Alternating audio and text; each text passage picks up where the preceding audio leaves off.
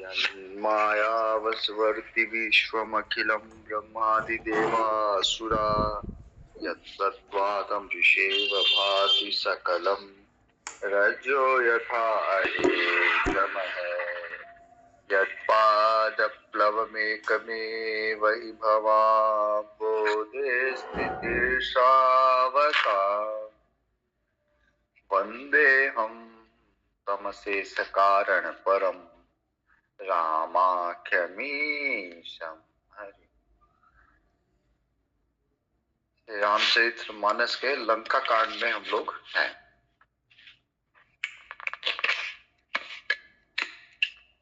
भगवान ने समुद्र पार कर लिया और जैसे ही समुद्र पार किया रावण को पता चला।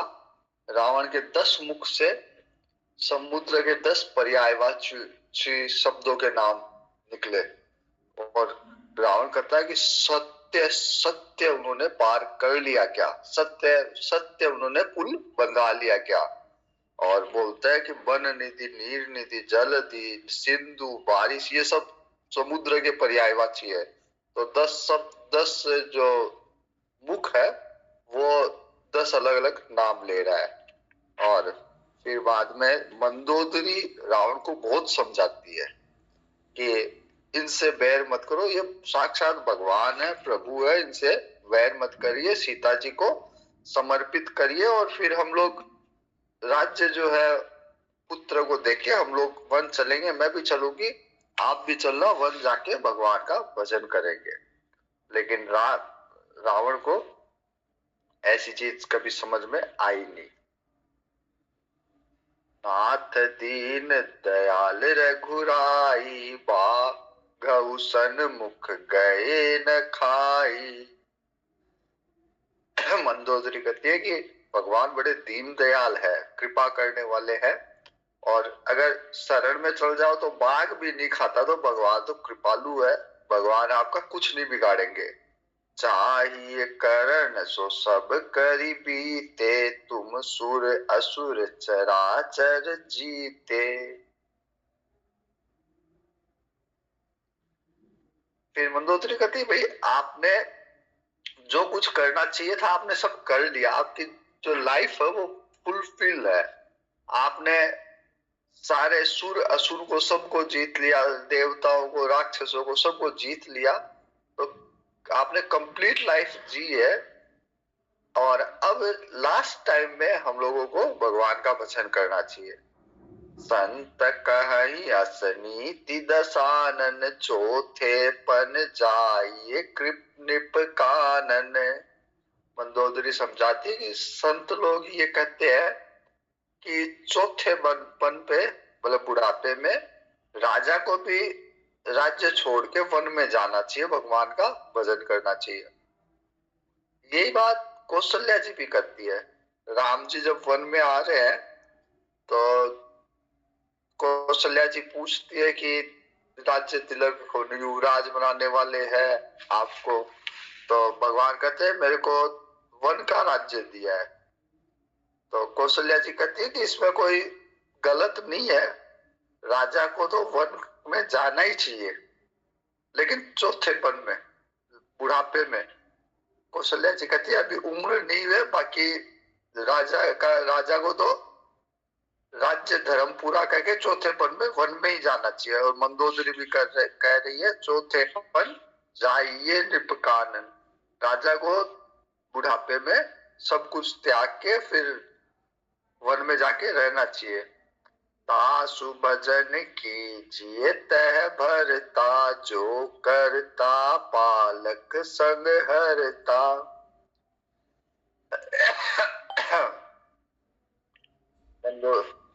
मंदोदरी कहती है जो करता है, पालक है सबके, और संहरता, सबका संहार करते हैं, उनका भजन करना चाहिए चौथे पद में राजा को वन में जाके। सोई रघुबीर प्रणत अनुरागी, भजहु नाथ ममता सब त्यागी। रावण को कह रही मंदोदरी कि सारे विषयों को, सारी ममताओं को, सारे मोह को छोड़ के और भगवान का भजन करना चाहिए। वही भगवान राम जी के रूप में है, सोई रघुवीर प्रणत अनुरागी। भगवान राम जो शरणागत पे प्रेम करते हैं, वही है जिन्होंने सृष्टि की रचना की, पालन करते हैं और संहार करते हैं।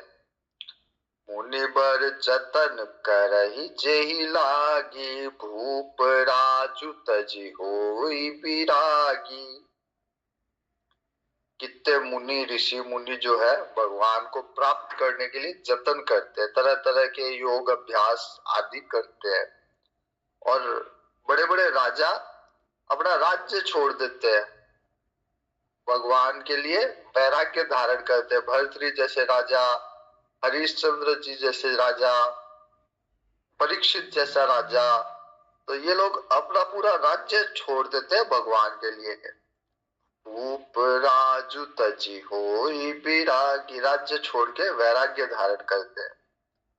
वही भगवान कौशलाधीश है, सोई कौशलाधीश रघुराया, आयहु करण तो ही पर दाया।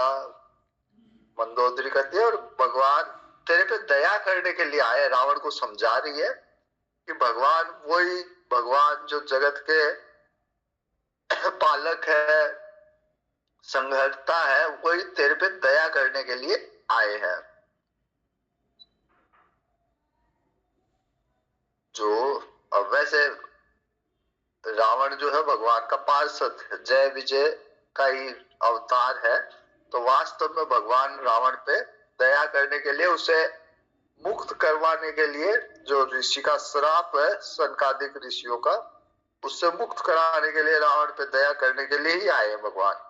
तो मंदोदरी कहते हैं आय हूं करण तो ही पर दाया, जो पिय मानहु मोर सिखावन, सुजसु होई तिहु पुर अति पावन। मंदोदरी कहती है कि अगर मेरी बात मान लोगे, मेरी बात अगर आप मान लोगे, तो तीनों तीनों पुर में आपका सुयश होगा।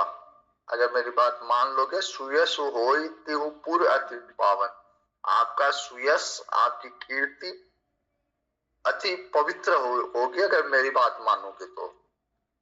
अस कही नयन नीर भरी, गही पद कंपित गात, नाथ भजऊ रघुनाथ ही, अचल होई अहि बात।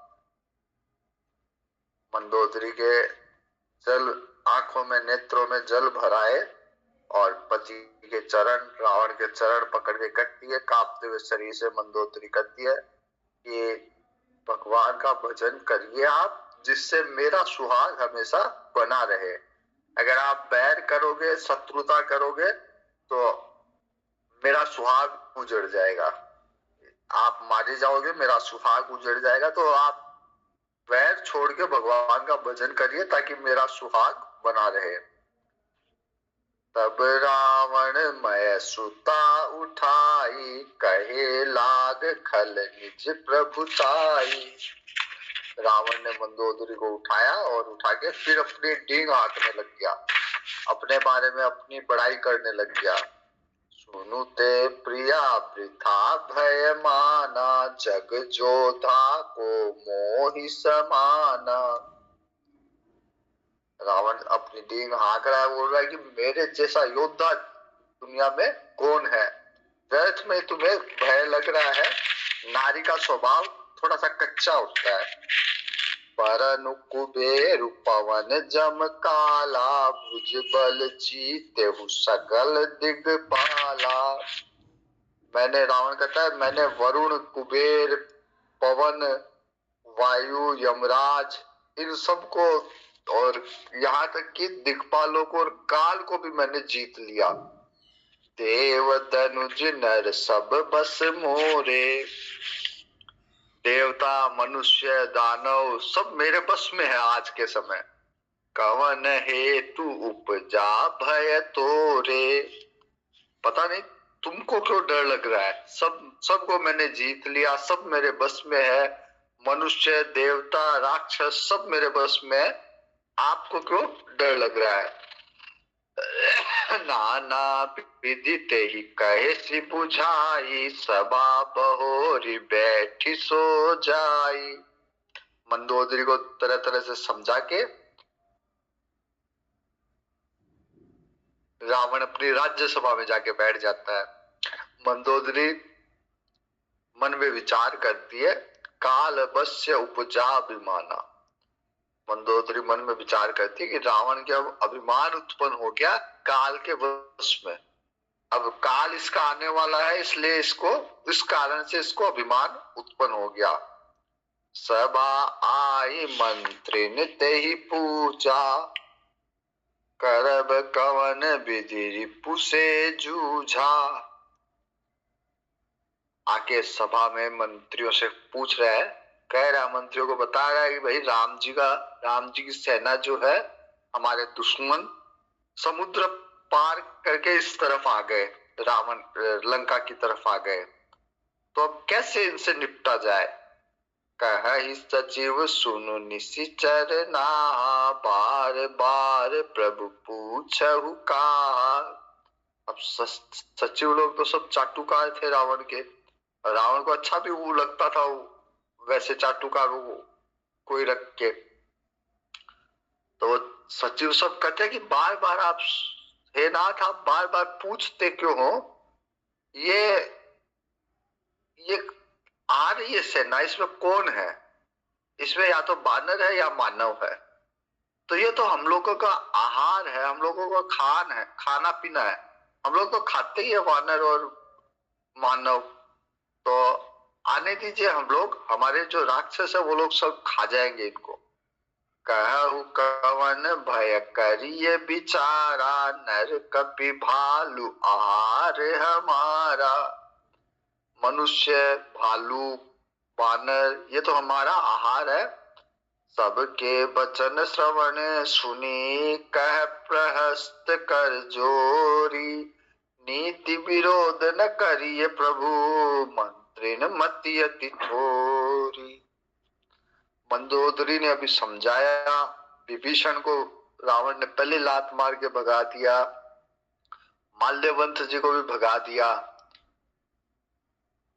दो दूतों ने बहुत समझाया, जो रामादल से लौट के आए उन्होंने बहुत समझाया, लेकिन रावण को समझ में नहीं आया। अब रावण का एक बेटा है प्रहस्त, वो खूब समझा रहा है रावण को। वो कह रहा है कि इन मंत्रियों की तो बुद्धि भ्रष्ट हो गई, कम है इन मंत्रियों में बुद्धि नहीं है इनमें। नीति विरोध न करिए प्रभु, आप तो नीति के विरुद्ध कोई कार्य मत करिएगा। मंत्रियों की बुद्धि थोड़ी है, बहुत कम है इनमें बुद्धि। ये लोग सब ठाकुर सुहाती कहते हैं, जो ठाकुर को अच्छी लगे बस वही बात। अगर रात को भी दिन आपको अच्छा लगता तो ये रात को भी दिन बना देंगे। कह सचिव सठ ठाकुर सोहाती। ये सचिव लोग केवल वो ये कहते हैं जो आपको अच्छा लगता है, वास्तविक स्थिति नहीं बताते ये आपको। नाथ न पूरे आवा आवे ही भांति,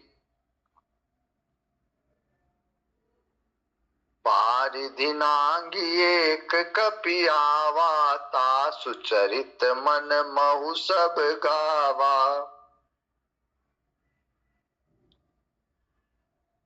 प्रहस्त कह रहा है रावण को कि पहले एक अकेला बानर आया था लंका पार करके, और उसका चरित्र तो सब राक्षस लोग गाते हैं, उसकी वीरता की बड़ाई सब राक्षस लोग करते हैं, अपने मन में करते हैं, ऊपर से तो नहीं बोलते, लेकिन मन में तो जानते हैं कि वो कितना वीर था। तासु चरित मन महु सब गावा, अपने मन के अंदर सब उसका चरित्र गाते, उस वानर का, हनुमान जी का। अब पूरी सेना आ गई तो फिर क्या हाल होंगे। एक अकेला वानर हमारी पूरी लंका को जला गया, तो अब पूरी सेना आ गई तो हमारे क्या हाल होंगे। और ये कहते हैं कि हम खा लेंगे, वानर जो है हमारा भोजन है, भालू वानर मानव ये सब भोजन हम खा लेंगे। तो उस समय जब हनुमान जी के रूप में वो वानर आया था, तो उस समय इनको भूख नहीं थी क्या? सचिवों को, राक्षसों को? सुधा न रही तुम ही तब काहू, क्या उस समय क्षुधा भूख नहीं लग रही थी तुम लोगों को?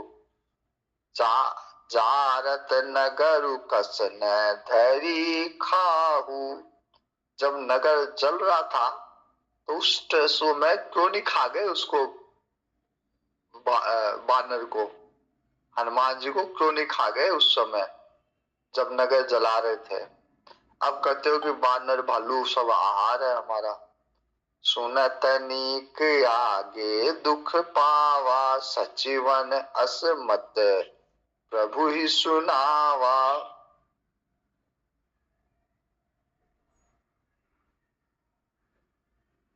बृहस्पति कहते हैं कि ऐसे सचिवों की अगर बात मानी जाए, जो केवल ठकुर सुहाती करते हैं, केवल आपको जो अच्छी लगती है वो बातें करते हैं, तो अगर इनकी बात मान लोगे तो आगे तकलीफ होगी, आगे दुख मिलेगा, आगे कष्ट होगा। जेहि बारिश बंधायहु हेला, उतरे हुसैन समेत सुबेला। जिन राम जी ने खेल खेल में समुद्र में बांध बांध दिया और सेना सहित पार कर दिया समुद्र को, और यहाँ पे आके सुबेल पर्वत पे उतरे हुए हैं। सो भनु मनुज खाब हम भाई, बचन कही सब गाल फुलाई। तो वो क्या मनुष्य है क्या वो, जो समुद्र पार कर सकता है सेना सहित? वो साधारण मनुष्य थोड़ी ना है जो आप लोग कह रहे हो कि हम लोग खा लेंगे। सब खाली पागलों की तरह बड़ी बड़ी बातें कर रहे हैं यहाँ पे। तात बचन मम सुनु अति आदर, रावण को कह रहा है कि पिताजी मेरी बात को ध्यान से सुनिए आप। जनि मन गुनहु मोहि करि कादर, मुझे कायर मत समझना आप। पिताजी को, रावण को कह रहा है कि मुझे कायर मत समझना। प्रिय बानी जे सुनहि जे कही, ऐसे नर निकाय जग अहि। क्योंकि दुनिया में ऐसे लोग तो बहुत है जो अपने पसंद की बात सुनना चाहते हैं। वचन परम हित सुनत कठोरे, सुनहि जे कहि ते नर प्रभु थोरे। लेकिन जो कठोर वचन को भी सुन जाए अपने हित में, वचन परम हित के वचन होते हैं लेकिन कठोर होते हैं। कई बार कठोर सलाह दी जाती है, कठोर स्थिति से परिचय कराया जाता है, तो कठोर शब्द करने वाले जो सुन सके और जो कह सके वो लोग कम है। सुना ही जे कह ही, सुनने वाले भी कम है और कहने वाले भी कम है। कहने वाले भी केवल आपको जो अच्छा लगता है वो कहेंगे, लेकिन वास्तविक स्थिति अगर कठोर है तो उसको कहने वाले भी कम है और सुनने वाले भी कम है। सुनना ही जे कह ही ते नर प्रभु थोरे।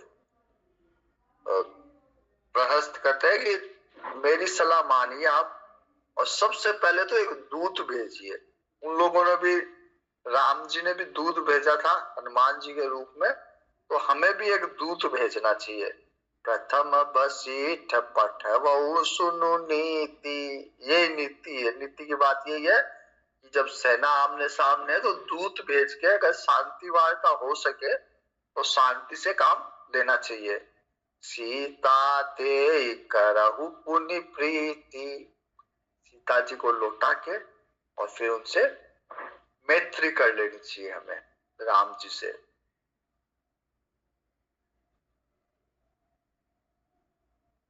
अगर सीता जी को प्राप्त करके लौट जाते हैं राम जी तो बहुत बढ़िया। नारी बापाई फिर जाहि जो, तो न पढ़ाई रारी।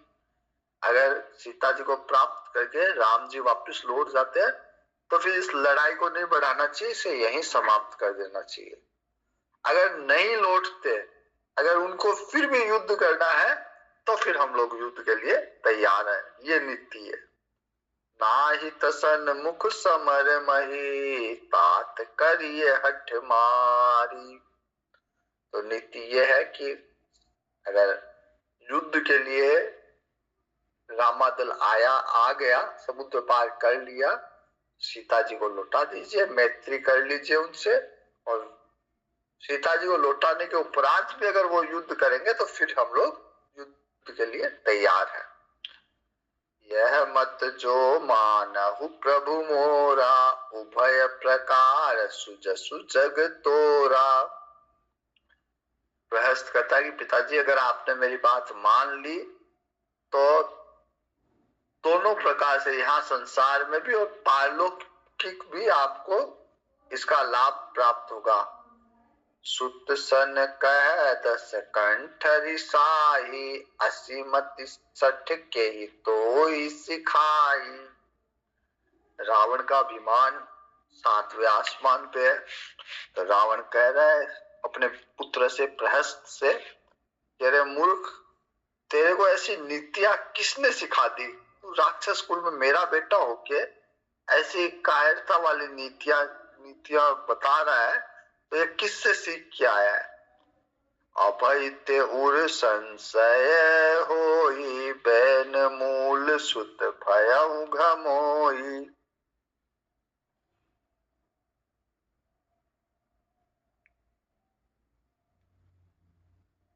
अभी से तेरे हृदय में भय उत्पन्न हो गया युद्ध के लिए, इसलिए तू ऐसी बात कर रहा है। सुनि पितु गिरा परुष अति घोरा चला भवन कही बचन कठोरा। जब रावण की इस तरह की बातें सुनी तो प्रहस्त गुस्से में चला गया अपने भवन में। हित मत तो ही न लागत कैसे काल विबस कहूं भेषज जैसे। तो रावण को कोई भी अच्छी बात, उसके हित की बात कहता है, वो उसको अच्छा नहीं लगता। जैसे कोई मृत्यु के वश में अगर रोगी हो और उसे दवा नहीं लगती, दवा अच्छी नहीं लगती, तो अगर दवा नहीं लेगा तो ठीक कैसे होगा? तो रावण भी अगर अच्छे आदमियों की सलाह नहीं सुनेगा, उसके अनुकूल आचरण नहीं करेगा, तो बचेगा कैसे? लेकिन अब क्या है, काल के वश में है वो, तो इसलिए अब उसकी मृत्यु आने वाली है। भगवान द्वारा उसका संहार या भगवान द्वारा उसका उद्धार होना है, इसलिए वो किसी की नहीं सुनता।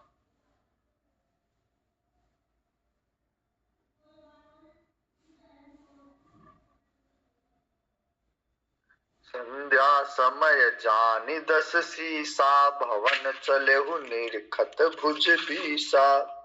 तो रावण अपने अहंकार में अपने 20 भुजाओं को देखता हुआ शाम के समय घर चला गया। घर क्या चला गया? लंका के ऊपर एक अखाड़ा खोल रखा उसने, रावण ने, वहां चला गया और नृत्य का आयोजन किया, गीत संगीत नृत्य का आयोजन। लंका शिखर ऊपरे आगारा अति विचित्र तही होई अखारा। बैठ जाते ही मंदिर रावण लागे किन्नर गुण गन गावन। रावण जाके उस अखाड़े में बैठा मनोरंजन के लिए। तो जैसे गया, किन्नरों ने उसके गुणगान शुरू कर दिए। बाजहि ताल पखावज बीना, सारे वाद्य यंत्र बजने लग गए। नृत्य करहि अप्सरा प्रवीणा, और रावण की सभा में अप्सराएं नृत्य कर रही है। सुना शीर सत सरिस सो संतत कहि विलास। परम प्रबल रिपु शेष पर तद्यपि सोच न त्रास।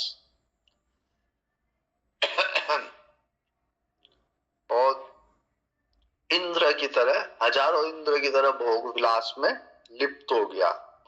उसके सर पे प्रबल शत्रु है राम जी के रूप में, लेकिन उसको ध्यान ही नहीं, वो ध्यान ही नहीं दे रहा उधर। रावण जो है अपने शत्रुओं की चिंता न करके भोग विलास में लिप्त हो गया।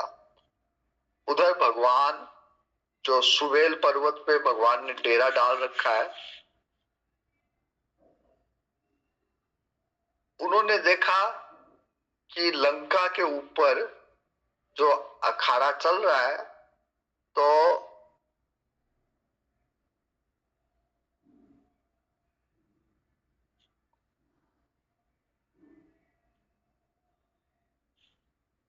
भगवान अंगद हनुमान जी के सबके साथ में बैठे हैं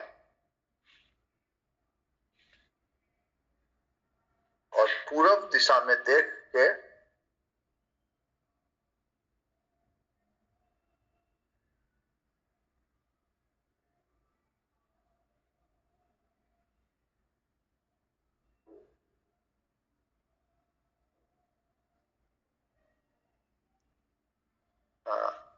पहले पहले अखाड़े वाला प्रसंग आने के पहले भगवान